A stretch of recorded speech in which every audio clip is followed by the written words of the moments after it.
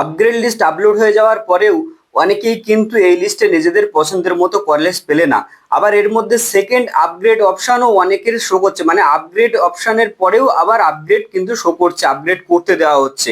আবার অনেকেই চাইছো ফার্স্ট প্রেফারেন্সে বা ফার্স্ট ফেজের মধ্যে যারা অ্যাডমিশন নিয়ে রেখেছিল এই অ্যাডমিশন ক্যান্সেল না করে মপ আপ রাউন্ডে অংশগ্রহণ করতে ভালো কলেজের আশায়, বা যারা অনেকেই অ্যাডমিশন ক্যান্সেল করে দিয়েছো কবে রিফান্ড আসবে বুঝতে পারছো না। তো এই টপিকগুলোর উপরে আমি ডিটেলসে কিন্তু এই ভিডিওটা আলোচনা করে দিয়েছি। তো যারা যারা এই ইনফরমেশন গুলো জানতে চাও প্রথম থেকে শেষ পর্যন্ত দেখবে, কারণ সেকেন্ড আপগ্রেড অপশন এই যে টপিকটা এটা নিয়ে অনেকেই কিন্তু বুঝতে পারছো না কিভাবে কবে হবে, কবে এর মপআপ এর লিস্ট কবে বার হবে, ডিটেলসে কিন্তু আমি আলোচনা করে দেবো। তো কয়েকটা প্রশ্ন আমি এই ভিডিওটার মধ্যে আমি তোমাদেরকে ক্লিয়ার করব, সেই প্রশ্নগুলো আগে একটু দেখে নাও। যে অ্যাডমিশন ক্যান্সেল ছাড়া মপআপে কিভাবে তোমরা অংশগ্রহণ করতে পারবে, বা আপগ্রেডের পরে সেকেন্ড যে আপগ্রেড অপশনটা কাদের জন্য দিচ্ছে, কোথায় দেখতে পাওয়া যাবে, বা এর সুবিধা তোমরা কিভাবে পাবে, কি কি সুবিধা আছে, এবং সেই সঙ্গে আপগ্রেডের পর যে পছন্দের কলেজ তোমরা পেলে না, অনেকেই নিজেদের পছন্দের মতো কলেজ পেলে না, এতে কি কি ভুল ছিল এই ভুলগুলো যদি তোমরা বুঝে নিতে পারো,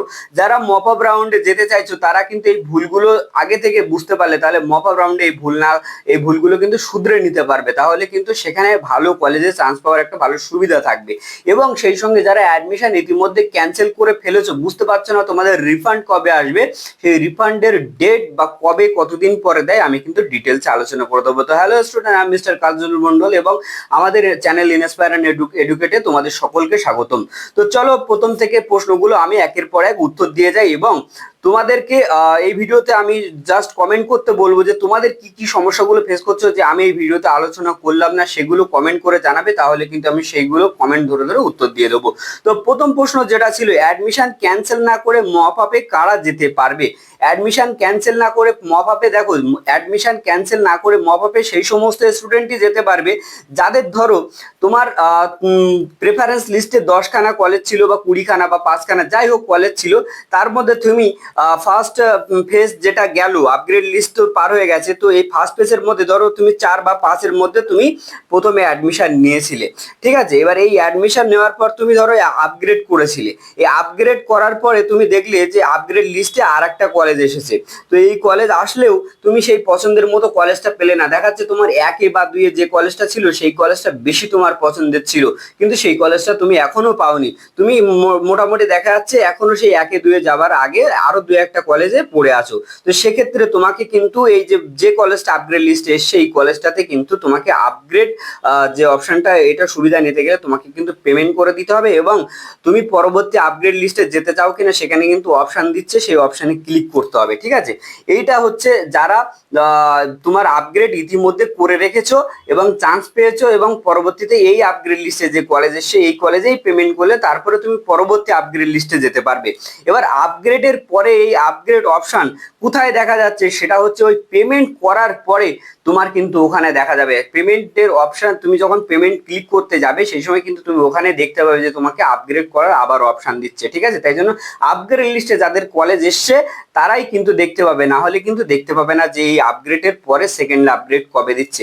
এরপর আমি বলে দিই, যারা এই আপগ্রেডের পরেও আবার করে নতুন করে আপগ্রেড করতে চাইছো তোমাদের লিস্ট কবে দেবে, দেখো তোমাদের যে ফার্স্ট ফেজ বা সেকেন্ড ফেজের যে নোটিফিকেশন দিয়েছে ডব্লিউবিসিএপি পোর্টালের তরফ থেকে, এই পোর্টালের তরফ থেকে কোথাও কিন্তু বলা নেই যে এই আপগ্রেডের পরে যারা আপগ্রেড করছে তাদের কবে এই লিস্ট পাবলিশ হবে। তবে নিয়ম অনুযায়ী যেটা হয় সেটা হচ্ছে আপগ্রেড লিস্টের পরেও যারা আপগ্রেড করছো তোমাদের কিন্তু এই যে লিস্ট যেটা বার হবে সেটা মপ আপের ফার্স্ট যে লিস্ট বার হবে সেই লিস্টের সঙ্গেই কিন্তু তোমাদের কলেজ যদি অ্যালট হয় সেখানেই কিন্তু তোমাদের নাম আসবে, ঠিক আছে, বোঝা গেল।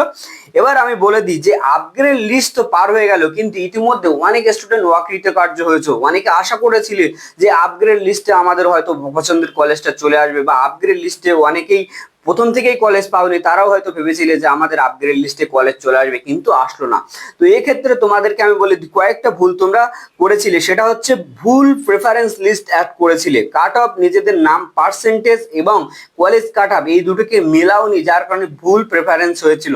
তো এটা হচ্ছে মেন প্রবলেম। তারপর আরেকটা প্রবলেম হয়েছিল যেটা হচ্ছে তোমাদের ম্যারিট ইন্ডেক্স, অনেকের দেখা যাচ্ছে কলেজের সিট সংখ্যার থেকে বা রিজার্ভেশন যে সমস্ত সিট সংখ্যাগুলো আছে তার থেকে নিজেদের ম্যারিট ইন্ডেক্স অনেকটা অনেকটা হাই বেশি, ঠিক আছে, দেখা যাচ্ছে তুমি 500 600 700 300 400 500 বাইরে চলে গেছো।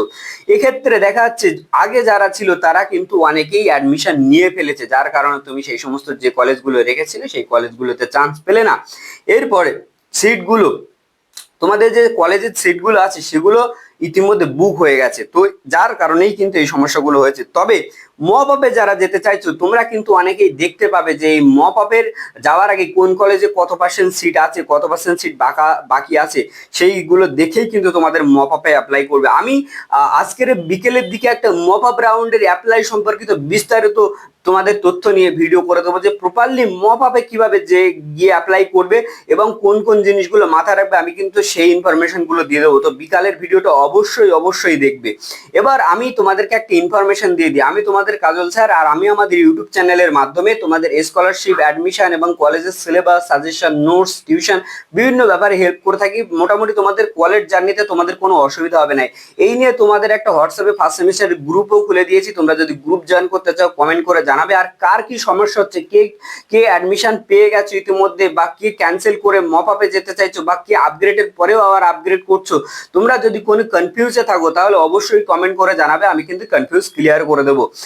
তারপরে নেক্সট যে পোর্শনটা ছিল যে সেকেন্ড আপগ্রেড অপশন না আসলে কি করবে। দেখো সেকেন্ড আপগ্রেড অপশন যাদের একদমই আসছে না, মানে তোমার কি আপগ্রেডে তুমি কলেজ পাওনি তাই তোমার সেকেন্ড আপগ্রেড অপশনটা আসছে না, তো সেকেন্ড আপগ্রেড যাদের আসছে না তাদেরকে বলবো কোনো রকম অপেক্ষা না করে তোমরা সোজাসুজি গিয়ে মপ আপে অংশগ্রহণ করো, এবং ফার্স্ট ফেজে যদি তোমার কলেজ থাকে সেই ফেজের ফার্স্ট ফেজের কলেজটাকে কিন্তু অ্যাডমিশন ক্যান্সেল করিয়ে তারপর মপ আপে যেতে হবে, না হলে কিন্তু হবে না। এবার একটা কথা বলি, তুমি যদি আপগ্রেড লিস্টের কোনো কলেজে থেকে এবার তুমি হচ্ছে সেকেন্ড আপগ্রেডে যাচ্ছ, তাহলে আপগ্রেডে যে কলেজটা পেলে সেই আপগ্রেডের কলেজটাকে অবশ্যই ডকুমেন্টস ভেরিফিকেশন করে নিতে হবে, এই সিটটাকে সুরক্ষিত করে নিতে হবে, তারপরে সেকেন্ড আপগ্রেডের জন্য কিন্তু তোমাকে চান্স নিতে হবে, ঠিক আছে। কারণ তুমি যে কলেজটা ইতিমধ্যে পেলে এই কলেজটাকে সুরক্ষিত করতে গেলে, এই সিটটাকে অ্যাকোয়ার করতে গেলে তোমাকে কিন্তু আগে ডকুমেন্টস ভেরিফিকেশন করতে হবে। ডকুমেন্টস ভেরিফিকেশনই একমাত্র উপায় তোমার সিটটাকে সুরক্ষিত করার, বোঝা গেল।